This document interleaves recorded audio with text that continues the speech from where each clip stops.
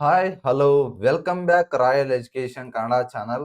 ಹಿಂದಿನ ತರಗತಿಯಲ್ಲಿ ಭಾರತದ ಋತುಗಳ ಬಗ್ಗೆ, ಭಾರತದ ಮಣ್ಣುಗಳ ಬಗ್ಗೆ ಒಂದೊಂದಾಗಿ ನೋಡ್ತಾ ಹೋಗಿದ್ವಿ. ಆದ್ರೆ ಈ ತರಗತಿಯಲ್ಲಿ ಭಾರತದ ಅರಣ್ಯ ಸಂಪತ್ತಿನ ಬಗ್ಗೆ ನೋಡ್ತಾ ಹೋಗೋಣ.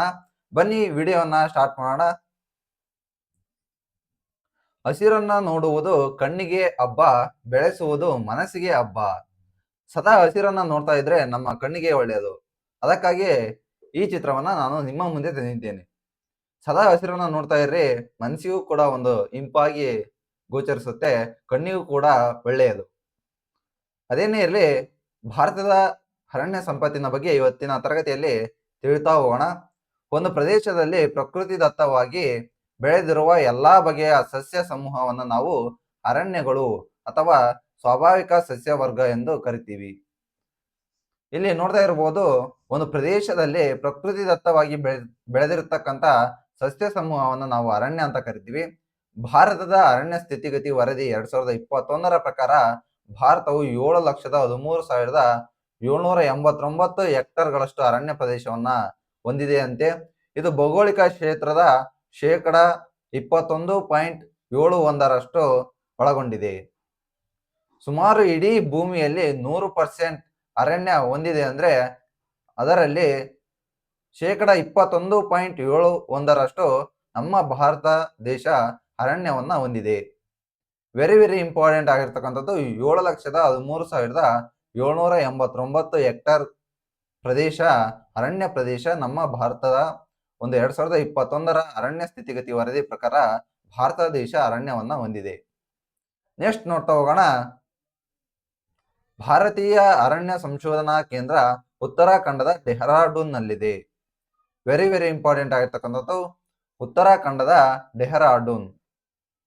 ಇಲ್ಲಿ ನೋಡ್ರಿ, ಡೆಹ್ರಾಡೂನ್ ವೆರಿ ಇಂಪಾರ್ಟೆಂಟ್ ಆಗಿರ್ತಕ್ಕಂಥದ್ದು. ಡೂನ್ಸ್ ಗಳನ್ನ ನೋಡ್ಬೋದು ಡೆಹ್ರಾಡೂನ್ ನಲ್ಲಿ.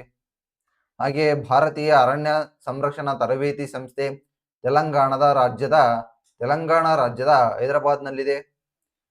ವಿಶ್ವ ಅರಣ್ಯ ದಿನಾಚರಣೆಯನ್ನಾಗಿ ನಾವು ಮಾರ್ಚ್ 21ರಂದು ಆಚರಿಸುತ್ತೇವೆ. ಹಾಗೆ ಅಂತಾರಾಷ್ಟ್ರೀಯ ಅರಣ್ಯ ವರ್ಷ 2011, ಈ ಒಂದು ವರ್ಷವನ್ನ 2011ರ ವರ್ಷವನ್ನು ನಾವು ಅಂತಾರಾಷ್ಟ್ರೀಯ ಅರಣ್ಯ ವರ್ಷ ಅಂತ ಕರಿತೀವಿ. ಹಾಗಾದ್ರೆ 2025ರ ವರ್ಷವನ್ನ ನಾವು ಏನೆಂದು ಕರೆಯುತ್ತೇವೆ? 2025ರ ವರ್ಷವನ್ನ ಏನೆಂದು ಕರೆಯುತ್ತೇವೆ ಅಂತಕ್ಕಂಥದ್ದನ್ನ ಕಮೆಂಟ್ಸ್ ಬಾಕ್ಸ್ ನಲ್ಲಿ ತಿಳಿಸಿ. ಅರಣ್ಯ ಅಧ್ಯಯನವನ್ನ ನಾವು ಸಿಲ್ವಿಕಲ್ಚರ್ ಅಂತ ಕರಿತೀವಿ. ಅರಣ್ಯಗಳನ್ನ ಕುರಿತು ಅಧ್ಯಯನ ಮಾಡುವುದಕ್ಕೆ ನಾವು ಏನಂತ ಕರಿತೀವಿ ಅಂದ್ರೆ ಸಿಲ್ವಿಕಲ್ಚರ್. ವೆರಿ ಇಂಪಾರ್ಟೆಂಟ್ ಆಗಿರ್ತಕ್ಕಂಥದ್ದು. ಎಕ್ಸಾಮ್ಸ್ ಕೇಳ್ತಾ ಹೋಗ್ತಾರೆ, ಅರಣ್ಯವನ್ನ ಕುರಿತು ಅಧ್ಯಯನ ಮಾಡುವುದಕ್ಕೆ ಏನೆಂದು ಕರೆಯುವರು? ಸಿಲ್ವಿಕಲ್ಚರ್ ಆಗಿರ್ಬೋದು, ಯೂರಾಲಜಿ, ಹಾಗೆ ಕ್ಲೈಮೆಟಾಲಜಿ ಅಂತ ಕೊಡ್ತಾರೆ. ವೆರಿ ಇಂಪಾರ್ಟೆಂಟ್ ಆಗಿರ್ತಕ್ಕಂಥದ್ದು ಸಿಲ್ವಿಕಲ್ಚರ್ ಅಂತ ಹಾಕ್ಬೇಕು. ಡೆಂಡ್ರಾಲಜಿ ನೋಡ್ರಿ, ಮರಗಳ ಕುರಿತು ಅಧ್ಯಯನ ಮಾಡುವುದಕ್ಕೆ ನಾವು ಡೆಂಡ್ರಾಲಜಿ ಅಂತ ಕರಿತೀವಿ.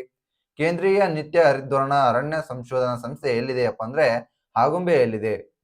ಭಾರತದ ಅತಿ ಹೆಚ್ಚು ಅರಣ್ಯ ಹೊಂದಿರತಕ್ಕಂಥ ರಾಜ್ಯ ಯಾವುದಪ್ಪ ಅಂದ್ರೆ ಮಧ್ಯಪ್ರದೇಶ. ಇಡೀ ಭಾರತ ದೇಶದಲ್ಲಿ ಅತ್ಯಂತ ಹೆಚ್ಚು ಅರಣ್ಯ ಪ್ರದೇಶವನ್ನ ಹೊಂದಿರತಕ್ಕಂಥ ರಾಜ್ಯ ಯಾವುದಪ್ಪ ಅಂದ್ರೆ ಮಧ್ಯಪ್ರದೇಶ. ಇಲ್ಲಿ ನೋಡ್ತಾ ಹೋಗ್ರಿ, ಒಂದೊಂದಾಗಿ ವೆರಿ ಇಂಪಾರ್ಟೆಂಟ್, ಪ್ರತಿಯೊಂದು ಇಂಪಾರ್ಟೆಂಟ್ ಆಗಿರ್ತಕ್ಕಂಥ ಪಾಯಿಂಟ್ಸ್ ಇವು. ನೆಕ್ಸ್ಟ್ ನೋಡ್ತಾ ಹೋಗೋಣ. ಭಾರತದ ಸ್ವಾಭಾವಿಕ ಸಸ್ಯ ವರ್ಗಗಳಲ್ಲಿ ಅನೇಕ ವಿಧಗಳನ್ನ ನಾವು ಕಾಣಬಹುದು. ಅದರಲ್ಲಿ 6 ಮುಖ್ಯ ಪ್ರಕಾರಗಳಾಗಿ ನಾವು ವಿಂಗಡಿಸಿದ್ದೇವೆ. ಯಾವ 6 ಮುಖ್ಯ ಪ್ರಕಾರಗಳು ಅಪ್ಪ ಅಂದ್ರೆ ನಿತ್ಯ ಹರಿದ್ವರ್ಣ ಕಾಡುಗಳು, ಎಲೆ ಉದುರಿಸುವ ಮಾನ್ಸೂನ್ ಅರಣ್ಯಗಳು, ಉಷ್ಣವಲಯದ ಹುಲ್ಲುಗಾವಲು ಅರಣ್ಯಗಳು, ಮ್ಯಾಂಗ್ರೋವ್ ಅರಣ್ಯಗಳು, ಮರುಭೂಮಿ ಅರಣ್ಯಗಳು, ಹಾಗೆ ಹಿಮಾಲಯದ ಆಲ್ಪೈನ್ ಅರಣ್ಯಗಳು. ಇವುಗಳ ಬಗ್ಗೆ ಒಂದೊಂದಾಗಿ ಈ ಒಂದು ತರಗತಿಯಲ್ಲಿ ನೋಡ್ತಾ ಹೋಗೋಣ. ಬನ್ನಿ ನೋಡ್ತಾ ಹೋಗೋಣ. ಮೊಟ್ಟ ಮೊದಲನೇದು ನಿತ್ಯ ಹರಿದ್ವರ್ಣ ಅರಣ್ಯಗಳು.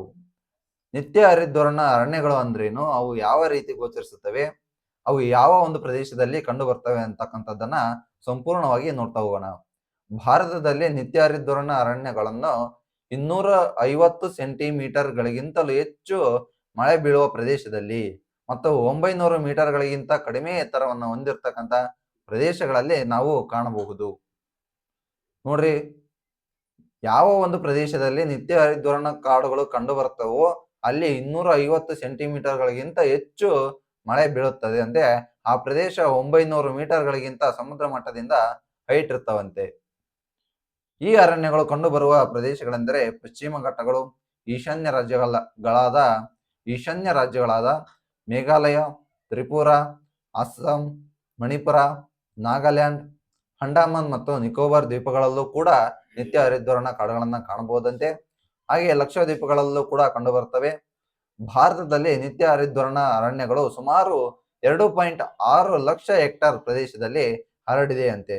ವೆರಿ ವೆರಿ ಇಂಪಾರ್ಟೆಂಟ್ ಆಗಿರ್ತಕ್ಕಂಥದ್ದು. ನಿತ್ಯ ಹರಿದ್ವರ್ಣ ಕಾಡುಗಳ ಮೇಲೆ ಕ್ವಶನ್ ಅನ್ನ ರೈಸ್ ಮಾಡ್ತಾರೆ ನೋಡ್ರಿ, ಥಿಯರಿ ಕ್ವಶನ್ ಅನ್ನ ರೈಸ್ ಮಾಡ್ತಾರೆ. ಏನಪ್ಪಾ ಅಂದ್ರೆ, ಈ ಕೆಳಗಿನವುಗಳಲ್ಲಿ ಯಾವುದು ನಿತ್ಯ ಹರಿದ್ವರ್ಣ ಕಾಡುಗಳ ಲಕ್ಷಣವಲ್ಲ ಅಂತ ಕೊಡ್ತಾರೆ.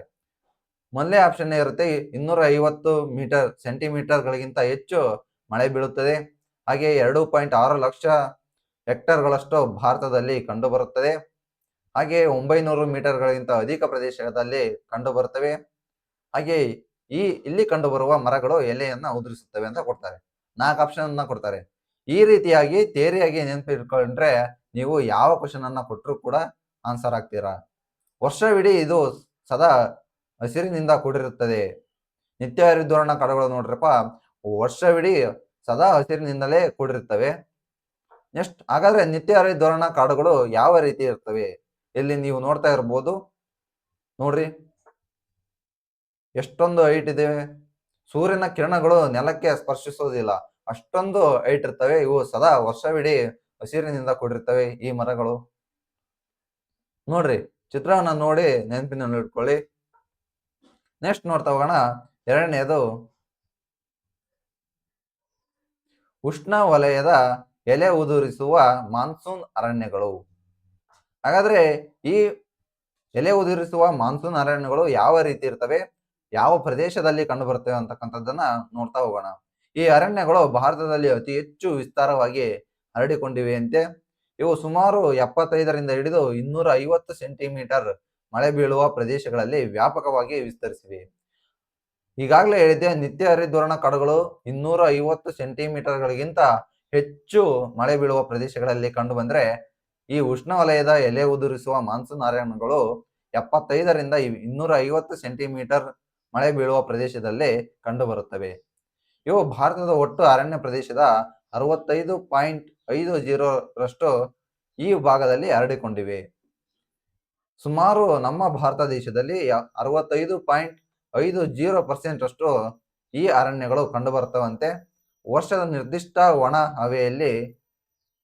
ಒಣ ಹವೆಯ ಋತುವಿನಲ್ಲಿ ಎಲೆ ಉದುರಿಸುವುದನ್ನ ರೂಢಿಸಿಕೊಂಡಿರುವುದರಿಂದ ಇವುಗಳನ್ನ ಎಲೆ ಉದುರಿಸುವ ಮಾನ್ಸೂನ್ ಅರಣ್ಯಗಳು ಅಂತ ಕರಿತೀವಿ. ಬೇಸಿಗೆ ಕಾಲದಲ್ಲಿ ಇವು ಎಲೆಯನ್ನ ಉದುರಿಸ್ತವೆ. ಹಾಗೆ ಏನಪ್ಪಾ ಅಂದ್ರೆ, ಒಳ್ಳೆಯ ವಾತಾವರಣ, ಮಳೆಗಾಲದಲ್ಲಿ ಇವು ತಮ್ಮ ಚಿಗುರನ್ನ ಹೊಡಿತವೆ. ಮರಗಳು ಚಿಗುರನ್ನ ಹೊಡೆದ್ರೆ ಮಳೆಗಾಲದಲ್ಲಿ, ಬೇಸಿಗೆ ಕಾಲದಲ್ಲಿ ನೀರಿನ ಅಂಶ ಕಡಿಮೆ ಇರುವುದರಿಂದ ಇವು ತಮ್ಮ ಎಲೆಗಳನ್ನು ಉದುರಿಸುವುದರ ಮೂಲಕ ತಮ್ಮಲ್ಲಿ ನೀರಿನ ಅಂಶವನ್ನು ಹಿಡಿದಿಟ್ಟುಕೊಳ್ಳುತ್ತವೆ. ಹೀಗಾಗಿ ಇವುಗಳನ್ನ ಎಲೆ ಉದುರಿಸುವ ಮಾನ್ಸೂನ್ ಅರಣ್ಯಗಳಂತ ಕರಿತೀವಿ. ಈ ಅರಣ್ಯಗಳಲ್ಲಿ ಕಂಡುಬರುವ ಮರಗಳಂದ್ರೆ ತೇಗ ಆಗಿರ್ಬೋದು, ಹೊನ್ನೆ, ಶ್ರೀಗಂಧ, ಮಾವು, ಬೇವು, ಹಲಸು, ಈ ಎಲ್ಲಾ ಮರಗಳು, ಆಲದ ಮರ ಕೂಡ ಎಲೆ ಉದುರಿಸುವ ಮಾನ್ಸೂನ್ ಅರಣ್ಯಗಳಲ್ಲಿ ಪ್ರಮುಖವಾಗಿ ಕಂಡುಬರುತ್ತವೆ. ಹಾಗಾದ್ರೆ ಎಲೆ ಉದುರಿಸುವ ಮಾನ್ಸೂನ್ ಅರಣ್ಯಗಳಲ್ಲಿ ಬಿದಿರು ಅತಿ ಹೆಚ್ಚಾಗಿ ಕಂಡುಬರುತ್ತದೆ. ಈ ಬಿದಿರನ್ನ ನಾವು ಹಸಿರು ಚಿನ್ನ ಅಂತ ಕರಿತೀವಿ. ವೆರಿ ವೆರಿ ಇಂಪಾರ್ಟೆಂಟ್ ಆಗಿರ್ತಕ್ಕಂಥದ್ದು. ಇದೊಂದು ಹುಲ್ಲಿನ ಜಾತಿಯ ಸಸ್ಯ ಆಗಿದೆ. ಬಿದಿರು ಒಂದು ಹುಲ್ಲಿನ ಜಾತಿಯ ಸಸ್ಯ. ಪೊಲೀಸ್ ಎಕ್ಸಾಮ್ಗೆ ಕೇಳಿದರೆ ಏನಪ್ಪಾ ಅಂದ್ರೆ, ಹಸಿರು ಚಿನ್ನ ಎಂದು ಯಾವ ಸಸ್ಯವನ್ನ ಕರಿತೀವಿ? ಅಲ್ಲಿ ಕೊಡ್ತಾರೆ ಶ್ರೀಗಂಧ, ತೇಗ, ಬಿದಿರು, ನೆಕ್ಸ್ಟ್ ಇನ್ನೊಂದು ಯಾವುದೋ ಕೊಡ್ತಾರೆ, ಜಾಲಿ ಮರ ಅಂತ. ಇಲ್ಲಿ ವೆರಿ ವೆರಿ ಇಂಪಾರ್ಟೆಂಟ್ ಆಗಿರ್ತಕ್ಕಂಥದ್ದು, ಬಿದಿರಿಗೆ ನೀವು ಆನ್ಸರ್ ಅನ್ನ ಮಾಡಬೇಕಾಗುತ್ತೆ. ನೆಕ್ಸ್ಟ್ ನೋಡ್ತಾ ಹೋಗೋಣ. ನೀವು ಈ ಚಿತ್ರವನ್ನ ನೋಡ್ತಾ ಇದ್ದೀರಲ್ಲ, ಇದೇ ಎಲೆ ಉದುರಿಸುವ ಅರಣ್ಯಗಳು, ಮಾನ್ಸೂನ್ ಅರಣ್ಯಗಳು. ನೋಡ್ರಿ, ಬೇಸಿಗೆ ಕಾಲದಲ್ಲಿ ತಮ್ಮ ಎಲೆಗಳನ್ನ ಉದುರಿಸಿ ತಮ್ಮಲ್ಲಿ ಅತಿ ಹೆಚ್ಚು ನೀರಿನಂಶವನ್ನ ಹಿಡಿದಿಟ್ಟುಕೊಳ್ಳುತ್ತವೆ. ಮಳೆಗಾಲದಲ್ಲಿ ನೀರಿನಂಶ ಹೆಚ್ಚಾಗಿರುತ್ತದೆ. ಹೀಗಾಗಿ ಆ ಒಂದು ಕಾಲದಲ್ಲಿ ಇವು ತಮ್ಮ ಎಲೆಗಳ ಮೂಲಕ ಚಿಗುರನ್ನ ಹೊಡಿಸ್ತವೆ. ನೋಡ್ರಿ, ಚಿತ್ರವನ್ನ ನೋಡ್ರಿ, ನೆನಪಿನಲ್ಲಿ ಇಟ್ಕೊಳ್ಳಿ. ನೆಕ್ಸ್ಟ್ ನೋಡ್ತಾ ಹೋಗೋಣ. ಮೂರನೇದು ಉಷ್ಣವಲಯದ ಹುಲ್ಲುಗಾವಲು ಅರಣ್ಯಗಳು. ಭಾರತದಲ್ಲಿ 60ರಿಂದ 75 ಸೆಂಟಿಮೀಟರ್ ಮಳೆ ಬೀಳುವ ಪ್ರದೇಶಗಳಲ್ಲಿ ಉಷ್ಣವಲಯದ ಹುಲ್ಲುಗಾವಲು ಸಸ್ಯವರ್ಗ ಪ್ರಧಾನವಾಗಿ ಕಂಡುಬರುತ್ತವೆ. ವೆರಿ ವೆರಿ ಇಂಪಾರ್ಟೆಂಟ್ ಆಗಿರ್ತಕ್ಕಂಥದ್ದು. 75 ಸೆಂಟಿಮೀಟರ್ ದಿಂದ 250 ಸೆಂಟಿಮೀಟರ್ ವರೆಗೆ ಮಳೆ ಬೀಳುವ ಪ್ರದೇಶಗಳಲ್ಲಿ ಎಲೆ ಉದುರುವ ಮಾನ್ಸೂನ್ ಅರಣ್ಯಗಳು ಕಂಡು ಬಂದ್ರೆ, ಇಲ್ಲಿ 65ರಿಂದ 75 ಸೆಂಟಿಮೀಟರ್ ಮಳೆ ಬೀಳುವ ಪ್ರದೇಶದಲ್ಲಿ ಹುಲ್ಲುಗಾವಲು ಅರಣ್ಯಗಳು ಕಂಡುಬರುತ್ತವೆ. ಈ ವಲಯದಲ್ಲಿ ಎತ್ತರವಾದ ಹುಲ್ಲು ಹಾಗೂ ವಿರಳವಾಗಿ ಅಲ್ಲಲ್ಲಿ ಕುರುಚಲ ಜಾತಿಯ ಸಸ್ಯ ವರ್ಗಗಳನ್ನ ಕಾಣಬಹುದು. ನೋಡ್ರಿ, ಕುರುಚಲ ಸಸ್ಯ ಜಾತಿಯ ಸಸ್ಯ ವರ್ಗಗಳನ್ನ ಈ ಪ್ರದೇಶದಲ್ಲಿ ಅತಿ ಹೆಚ್ಚಾಗಿ ಕಾಣಬಹುದಂತೆ. ದಕ್ಕನ್ ಪ್ರಸ್ಥಭೂಮಿಯ ಕೇಂದ್ರ ಭಾಗ ಅರಾವಳಿ ಬೆಟ್ಟಗಳ ಪಶ್ಚಿಮದಲ್ಲಿರುವ ಥಾರ್ ಮರುಭೂಮಿಯ ಅಂಚಿನ ವಲಯಗಳು ಈ ಬಗೆಯ ಸಸ್ಯವರ್ಗಗಳನ್ನ ಹೊಂದಿವೆ ಅಂತೆ. ನೋಡ್ರಿ, ಅರಾವಳಿ ಬೆಟ್ಟಗಳು ಇಂಪಾರ್ಟೆಂಟ್ ಆಗಿರ್ತಕ್ಕಂಥದ್ದು. ಅರಾವಳಿ ಬೆಟ್ಟಗಳು ಯಾವ ರಾಜ್ಯಗಳಲ್ಲಿ ಕಂಡು ಬರುತ್ತವೆ? ಅರಾವಳಿ ಬೆಟ್ಟಗಳು ರಾಜಸ್ಥಾನ ರಾಜ್ಯದಲ್ಲಿ ಕಂಡು ಬರುತ್ತವೆ. ಅರಾವಳಿ ಬೆಟ್ಟಗಳಲ್ಲಿ ಅತ್ಯಂತ ದೊಡ್ಡ ಬೆಟ್ಟ ಮೌಂಟ್ ಅಬು ಅಂತಕ್ಕಂಥದ್ದು ವೆರಿ ವೆರಿ ಇಂಪಾರ್ಟೆಂಟ್ ಆಗಿರ್ತಕ್ಕಂಥದ್ದು. ಈ ಅರಣ್ಯಗಳಲ್ಲಿ ಬೆಳೆಯುವ ಪ್ರಮುಖ ಹುಲ್ಲುಗಳು ಯಾವುವಪ್ಪ ಅಂದ್ರೆ ಬಬುಲ್, ಸಬಾಯ್ ಮತ್ತು ಶೀಶಮ್ ಅಂತಕ್ಕಂಥ ಹುಲ್ಲುಗಳು. ಹಾಗಾದ್ರೆ ನೆಕ್ಸ್ಟ್ ನೋಡ್ತಾ ಹೋಗೋಣ. ಈ ಚಿತ್ರದಲ್ಲಿ ನೀವು ನೋಡ್ತಾ ಇರಬಹುದು, ನೋಡ್ರಿ, ಇದು ಹುಲ್ಲುಗಾವಲು ಅರಣ್ಯ ಪ್ರದೇಶ. ಇದಿಷ್ಟು ನೋಡ್ರಿ, ಇಲ್ಲಿ ಕೇವಲ ಬರೀ ಹುಲ್ಲುಗಳೇ ಇವೆ. ಇಲ್ಲಿ ಮರಗಳು ಒಂದಾದ್ರೂ ಕಾಣಿಸ್ತಾ ಇದಾವ? ಇಲ್ಲ. ನೋಡ್ರಿ, ಅಂಚಿನ ಉದ್ದಕ್ಕೂ ಕೂಡ ಹುಲ್ಲುಗಾವಲನ್ನೇ ನಾವು ನೋಡ್ತಾ ಇರಬಹುದು. ಇಲ್ಲಿ ನೆಕ್ಸ್ಟ್ ನೋಡ್ತಾ ಹೋಗೋಣ, ಮ್ಯಾಂಗ್ರೋವ್ ಅರಣ್ಯಗಳು. ಮ್ಯಾಂಗ್ರೋವ್ ಅರಣ್ಯಗಳ ಬಗ್ಗೆ ನೋಡ್ತಾ ಹೋಗೋಣ. ತೀರ ಪ್ರದೇಶಗಳ ತಗ್ಗು ವಲಯಗಳು ಸಮುದ್ರದ ಉಬ್ಬರದ ಕಾಲದಲ್ಲಿ ಆ ಒಂದು ಅಂಚಿನಲ್ಲಿ ನೀರಿನಿಂದ ಆವರಿಸಲ್ಪಟ್ಟಿರುತ್ತವೆ. ಈ ಮ್ಯಾಂಗ್ರೋವ್ ಅರಣ್ಯಗಳು ತಮ್ಮ ಬೇರುಗಳನ್ನ ಸಮುದ್ರ ತೀರದುದ್ದಕ್ಕೂ ಚಾಚಿಕೊಂಡಿರ್ತವಂತೆ. ಹಾಗೆ ಈ ಕಾಡುಗಳು ಇಂತಹ ನದಿ ಮುಖಜ ಭೂಮಿಗಳು ಮತ್ತು ನದಿಗಳ ತಗ್ಗು ಪ್ರದೇಶಗಳಲ್ಲಿ ಕಂಡು ಬರುತ್ತವೆ ಅಂತೆ. ನೋಡ್ರಿ, ವೆರಿ ವೆರಿ ಇಂಪಾರ್ಟೆಂಟ್ ಆಗಿರ್ತಕ್ಕಂಥದ್ದು. ಆಗಾಗಲೇ ಹೇಳಿದ್ ನಾನು, ಮ್ಯಾಂಗ್ರೋವ್ ಅರಣ್ಯಗಳು ನದಿ ಮುಖಜ ಭೂಮಿಗಳ ತೀರ ಪ್ರದೇಶಗಳಲ್ಲಿ ಕಂಡು ಬರುತ್ತವೆ. ಹಾಗಾದ್ರೆ ಗಂಗಾ ನದಿಯ ಮುಖಜ ಭೂಮಿಯಲ್ಲಿ ಸುಂದರಿ ಮರಗಳು ಹೇರಳವಾಗಿರುವುದರಿಂದ ಈ ಪ್ರದೇಶವನ್ನ ಸುಂದರ್ಬನ್ ಅಂತ ಕರಿತೀವಿ. ನೋಡ್ರಿ, ಗಂಗಾ ನದಿ ಭಾರತದ ಹೃದಯ ಭಾಗ ಅಂತ ಕರಿತೀವಿ. ಮೆಕ್ಕಲು ಮಣ್ಣು ಆವರಿಸಿಕೊಂಡಿರುವುದು ಇಲ್ಲೇ ಗಂಗಾ ನದಿಯ ತೀರದಲ್ಲಿ ಅತಿ ಹೆಚ್ಚು ಮೆಕ್ಕಲು ಮಣ್ಣು ಆವರಿಸಿಕೊಂಡಿದೆ. ಈ ಭಾಗದಲ್ಲಿ ಸುಂದರಿ ಮರಗಳು ಹೆಚ್ಚಾಗಿ ಕಂಡು ಬರುವುದರಿಂದ ಈ ಗಂಗಾ ನದಿಯ ಮುಖಜ ಭೂಮಿಯನ್ನು ನಾವು ಸುಂದರ್ಬನ್ ಅಂತ ಕರಿತೀವಿ. ನೆಕ್ಸ್ಟ್ ನೋಡ್ತಾ ಹೋಗೋಣ. ಇಲ್ಲಿ ನೀವು ನೋಡ್ತಾ ಇರಬಹುದು, ಇವುಗಳನ್ನೇ ನಾವು ಮ್ಯಾಂಗ್ರೋವ್ ಅರಣ್ಯಗಳು ಅಂತ ಕರಿತೀವಿ. ನೋಡ್ರಿ, ಮರಗಳ ಬೇರುಗಳು ಯಾವ ರೀತಿ ತೀರಕ್ಕೆ ಚಾಚಿಕೊಂಡಿವೆ. ಈ ರೀತಿಯಾಗಿ ಚಾಚಿಕೊಂಡ್ರೆ ನಮಗೆ ಎಂತ ದೊಡ್ಡ ಪ್ರವಾಹ ಬಂದರೂ ಕೂಡ ಇವು ನಮಗೆ ರಕ್ಷಣೆಯನ್ನ ನೀಡ್ತವೆ.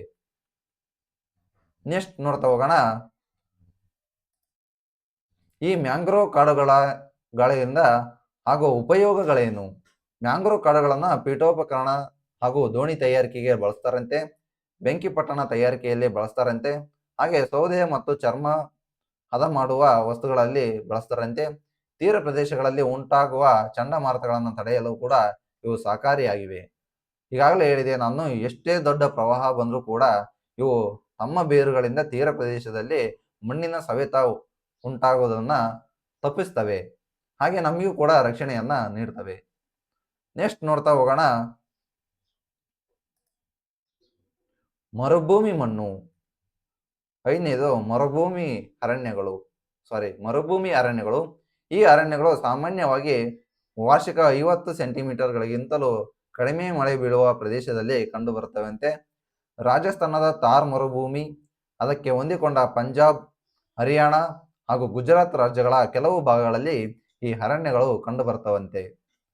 ಈ ಮರುಭೂಮಿ ಸಸ್ಯ ವರ್ಗಗಳಲ್ಲಿ ಬೆಳೆಯುವ ಪ್ರಮುಖ ಸಸ್ಯಗಳು ಯಾವುವಪ್ಪ ಅಂದ್ರೆ ವಾಪಸ್ಕಳ್ಳಿ, ಜಾಲಿ ಮರ, ಹಾಗೆ ಖರ್ಜೂರ, ಕತ್ತಾಳೆ. ನೋಡ್ರಿ, ಅತಿ ಹೆಚ್ಚು ಖರ್ಜೂರ ಕಂಡು ಬರತಕ್ಕಂಥ ಮರಗಳು ಮರುಭೂಮಿ ಅರಣ್ಯಗಳಲ್ಲಿ ಕಂಡು ಬರ್ತವಂತೆ. ಜಾಲಿ ಮರ ಎಷ್ಟೇ ಉದ್ದಕ್ಕ ನೋಡಿದ್ರು ಕೂಡ ಇಲ್ಲಿ ಬೇರೆ ಜಾಲಿ ಮರಗಳೇ ಕಾಣ್ತವೆ. ವಾಪಸ್ಕಳ್ಳಿ ನೋಡಬಹುದು ನೀವು. ಮರುಭೂಮಿ ಅರಣ್ಯಗಳಲ್ಲಿ ಈ ಒಂದು ಸಸ್ಯಗಳನ್ನ ನಾವು ಕಾಣಬಹುದು. ಹಾಗಾದ್ರೆ ಮರುಭೂಮಿ ಅರಣ್ಯಗಳು ಯಾವ ರೀತಿ ಇರ್ತವೆ? ಈ ಚಿತ್ರದಲ್ಲಿ ನೀವು ನೋಡ್ತಾ ಇರಬಹುದು, ಮರುಭೂಮಿ ಅರಣ್ಯಗಳು ಈ ರೀತಿಯಾಗಿ ಗೋಚರಿಸುತ್ತವೆ. ನೋಡ್ರಿ, ನೀರಿನಂಶ ಇಲ್ಲದಿದ್ರೂ ಕೂಡ ಮರುಭೂಮಿ ಅರಣ್ಯಗಳು ಯಾವ ರೀತಿ ಬೆಳೆದಿವೆ ಅಂತ. ನೆಕ್ಸ್ಟ್ ನೋಡ್ತಾ ಹೋಗೋಣ. ಕೊನೆಯದಾಗಿ ಹಿಮಾಲಯದ ಆಲ್ಪೈನ್ ಅರಣ್ಯಗಳು. ಆರನೇದು ಹಿಮಾಲಯದ ಆಲ್ಪೈನ್ ಅರಣ್ಯಗಳು. ಎತ್ತರ ಹೆಚ್ಚಿದಂತೆ ಉಷ್ಣವಲಯದಿಂದ ಧ್ರುವ ಪ್ರದೇಶದವರೆಗಿನ ವೈವಿಧ್ಯಮಯ ವಾಯುಗುಣವನ್ನ ಈ ಪರ್ವತಗಳಲ್ಲಿ ನಾವು ಕಾಣಬಹುದು. ವಾಯುಗುಣಕ್ಕೆ ಅನುಗುಣವಾಗಿ ವಿವಿಧ ಪ್ರಕಾರದ ಸಸ್ಯವರ್ಗಗಳು ಇಲ್ಲಿ ಕಂಡು ಬರುತ್ತವೆ ಅಂತೆ. ಇಲ್ಲಿ ಬೆಳೆಯುವ ಪ್ರಮುಖ ಮರಗಳು ವೆರಿ ವೆರಿ ಇಂಪಾರ್ಟೆಂಟ್ ಆಗಿರ್ತಕ್ಕಂಥದ್ದು ಸಾಲ್ ಆಗಿರ್ಬೋದು, ಬೈರಾ ಆಗಿರ್ಬೋದು, ಟೋನ್ ಮರಗಳು, ಸಿಲ್ವರ್, ಲಾರೆಲ್ ಇತ್ಯಾದಿ.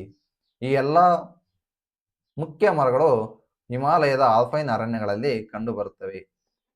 ನೆಕ್ಸ್ಟ್ ನೋಡ್ತಾ ಹೋಗೋಣ. ಇಲ್ಲಿ ನೀವು ನೋಡ್ತಾ ಇರಬಹುದು, ಇವೇ ಹಿಮಾಲಯದ ಆಲ್ಪೈನ್ ಅರಣ್ಯಗಳು. ನೋಡ್ರಿ, ಅಲ್ಲಲ್ಲಿ ಈ ತರ ಕಂಡು ಬರ್ತವೆ. ಇಲ್ಲೆಲ್ಲ ಇರ್ತವೆ, ಅವು ಗೋಚರಿಸೋದಿಲ್ಲ, ಹಿಮ ಬೀಳುತ್ತಲ್ಲ, ಹೀಗಾಗಿ ಗಿಡಗಳೇ ಮುಚ್ಚಿಕೊಂಡು ಹೋಗಿರ್ತವೆ ಅಲ್ಲಿ. ನೆಕ್ಸ್ಟ್ ನೋಡ್ತಾ ಹೋಗೋಣ. ಅರಣ್ಯಗಳ ಹಂಚಿಕೆ. ಕೊನೆಯದಾಗಿ ನಾವು ಅರಣ್ಯಗಳು ಯಾವ ಭಾಗದಲ್ಲಿ ಹಂಚಿಕೆಯಾಗಿವೆ ಅಂತಕ್ಕಂಥದ್ದನ್ನ ನೋಡ್ತಾ ಹೋಗೋಣ. ಭಾರತವು ಪ್ರಪಂಚದ ಒಟ್ಟು ಅರಣ್ಯ ಕ್ಷೇತ್ರದ 1.72% ಮಾತ್ರ ಒಳಗೊಂಡಿದೆ ಅಂತೆ. ಇಡೀ ಭೂಮಿಯಲ್ಲಿ 100% ಅರಣ್ಯ ಹೊಂದಿದ್ರೆ ಅದರಲ್ಲಿ 1.72% ಮಾತ್ರ ಭಾರತ ದೇಶ ಒಳಗೊಂಡಿದೆ ಅಂತೆ. ಯಾವುದೇ ಪ್ರದೇಶವು ಅನುಕೂಲಕರ ಪರಿಸರವನ್ನು ಹೊಂದಲು 33% ಅರಣ್ಯ ಕ್ಷೇತ್ರವನ್ನು ಹೊಂದಿರಬೇಕೆಂದು ರಾಷ್ಟ್ರೀಯ ಅರಣ್ಯ ನೀತಿ ಸೂಚಿಸಿದೆ. ನಾವು ಬದುಕಬೇಕಂದ್ರೆ 33% ಅಲ್ಲಿ ಅರಣ್ಯ ಇರಬೇಕಂತೆ. ಇದನ್ನ ರಾಷ್ಟ್ರೀಯ ಅರಣ್ಯ ನೀತಿ ಸೂಚಿಸಿದೆ. ಹಾಗಾದ್ರೆ ಇಡೀ ಭಾರತ ದೇಶದಲ್ಲಿ ಕರ್ನಾಟಕವು ಅರಣ್ಯ ಸಂಪತ್ತು ಹೊಂದಿರುವ ರಾಜ್ಯಗಳಲ್ಲಿ 6ನೇ ಸ್ಥಾನದಲ್ಲಿದೆ. ವೆರಿ ವೆರಿ ಇಂಪಾರ್ಟೆಂಟ್ ಆಗಿರ್ತಕ್ಕಂಥದ್ದು. ಕರ್ನಾಟಕವು ಭಾರತ ದೇಶದಲ್ಲಿ ಜನಸಂಖ್ಯೆಯಲ್ಲಿ ಯಾವ ಸ್ಥಾನದಲ್ಲಿದೆ, ಅರಣ್ಯದಲ್ಲಿ ಯಾವ ಸ್ಥಾನದಲ್ಲಿದೆ, ಆರ್ಥಿಕ ಪರಿಸ್ಥಿತಿಯಲ್ಲಿ ಯಾವ ಸ್ಥಾನದಲ್ಲಿದೆ ಅಂತಕ್ಕಂಥದ್ದನ್ನ ಮುಂದೆ ಬರುವ ಅಧ್ಯಾಯಗಳಲ್ಲಿ ನಾವು ನೋಡ್ತಾ ಹೋಗೋಣ. ಫಸ್ಟ್ ಇಲ್ಲಿ ಅರಣ್ಯಗಳ ಬಗ್ಗೆ ಮಾತಾಡ್ತಾ ಹೋಗ್ತಾ ಇದ್ದೀವಿ, ಹಾಗಾಗಿ ಅರಣ್ಯದ ಬಗ್ಗೆ ನೀವು ತಿಳ್ಕೊಳ್ಳಿ. ಕರ್ನಾಟಕವು ಭಾರತ ದೇಶದಲ್ಲಿ 6ನೇ ಸ್ಥಾನದಲ್ಲಿದೆ ಅಂತೆ ಅರಣ್ಯ ಒಂದು ಹಂಚಿಕೆಯಲ್ಲಿ. ನೆಕ್ಸ್ಟ್ ನೋಡ್ತಾ ಹೋಗೋಣ. ಹಾಗಾದ್ರೆ ಅರಣ್ಯಗಳಿಂದ ನಮಗೆ ಯಾವ ರೀತಿ ಉಪಯೋಗ, ಅರಣ್ಯಗಳ ಮಹತ್ವ ಏನು? ಶುದ್ಧ ವಾಯು, ಆಹಾರ ಹಾಗೂ ಮೇವನ್ನು ಪೂರೈಸುತ್ತದೆ. ಉತ್ತಮ ಮಳೆ ತರಲು ಸಹಕಾರಿಯಾಗಿದೆ. ಮಣ್ಣಿನ ಸವೆತವನ್ನ ನಿಯಂತ್ರಿಸುತ್ತವೆ. ನೋಡ್ರಿ, ಮ್ಯಾಂಗ್ರೋವ್ ಅರಣ್ಯಗಳು ಎಷ್ಟು ನಮಗೆ ಉಪಯೋಗಕಾರಿಯಾಗಿರ್ಬೋದು.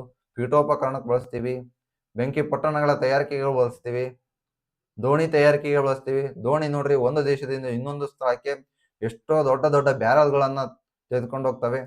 ಹಾಗೆ ಪ್ರಾಣಿ ಪಕ್ಷಿಗಳಿಗೆ ಆಶ್ರಯ ತಾಣವಾಗಿದೆ ಅಂತೆ. ಔಷಧೀಯ ಸಸ್ಯಗಳ ಆಹಾರವಾಗಿವೆ. ಪ್ರವಾಸಿಗರನ್ನ ಆಕರ್ಷಿಸುತ್ತವೆ.